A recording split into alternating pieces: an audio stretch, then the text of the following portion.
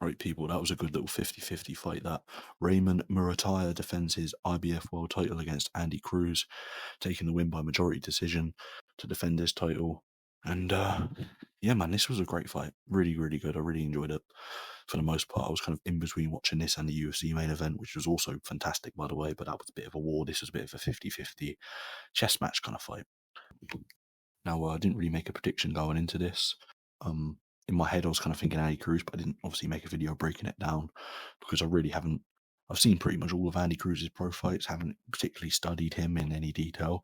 I've watched a bit of Muratalla, same thing, haven't really studied him in any detail. In regards to Andy Cruz's career, it's been a weird one. Of course, he's a very experienced amateur, of course, coming out of the Cuban system, so he's skilled. He's been fighting kind of higher level opposition than you would expect for someone in their first 6 fights. But obviously, you do kind of see it with these really experienced amateurs, Lomachenko, for example. And yeah, the performances, he's looked good. He's looked really, really good. And there's been some performances where he's got the victory very, very clearly, but he hasn't exactly lit the world on fire, and he's been kind of caught with some silly shots in between. But this fight, I thought he looked really, really good, even in defeat. I thought the fight could go either way.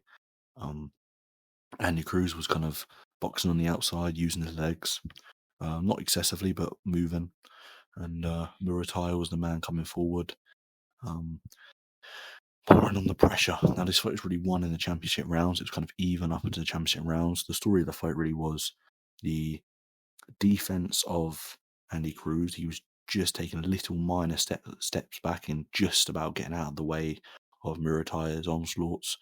And he was landing very clean, effective work, whereas Muratalla was kind of at points struggling with the movement of Andy Cruz. He kind of looked like he needed to be more set to throw, but in the moments where he did kind of get into position to throw, his shots weren't as effective as Andy Cruz. He was landing some decent body shots, not too excessively, because he was obviously very aware of the counters coming back, but was landing decent little scoring shots, I'd say. They weren't as effective or as eye-catching as Andy Cruz's, but they were definitely scoring, which is what mattered. And that was kind of the story for the fight for about 10 rounds until Muratalla really picked it up in the championship rounds, like you'd kind of expect him to do, being the more experienced man, right, in terms of the 12-round fights. People underestimate how hard it is to go from being a really, really experienced amateur for about 300 fights to becoming a professional boxer and then being fast-tracked in the way Andy Cruz has, let alone just being a really good amateur and converting to the pro game. I genuinely think it's one of the most difficult things you can do, is convert from amateur to pro. Amateur is a short-paced, little short bursts, kind of in and out, just land at all costs. It's not about putting your weight into the shots, that kind of thing. Whereas the pro game is a longer fight. It's more about who can carry their work throughout rather than who can win exchanges in short bursts. So it's one of the most difficult decisions you can do. It's nearly a different sport, right? It's nearly a different sport. I genuinely go that far. It's two very different sides of the same coin, let's just say. But yeah, Muratalla was just doing some beautiful work with the pressure. Looked really, really good. I knew going into this fight it was a bit more of a 50-50 than a lot of people were letting on. I knew Muratalla was good. I have seen him fight. He's kind of a bit of he's a champion, of course, but he's a bit of a dark horse, really. You know, he's been about a while. Big for the division. And yeah, just kind of experience won in this fight. A few rounds in, I was watching it, and Andy Cruz was doing all right. It was kind of 4 rounds in, 2 rounds each, maybe. And I was kind of thinking, yeah, this could get tricky, this, because Andy Cruz is being made to work here. If this gets into the later rounds, this can be problematic, seen as Muratalla is the type of fighter who steps up in later rounds anyway, let alone when he's in there with someone much lesser experienced than him, right? But yeah, the work from Andy Cruz was beautiful. It was really, really good.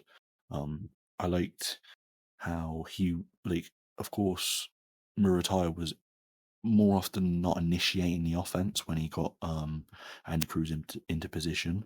But Andy Cruz would always finish the exchange, right?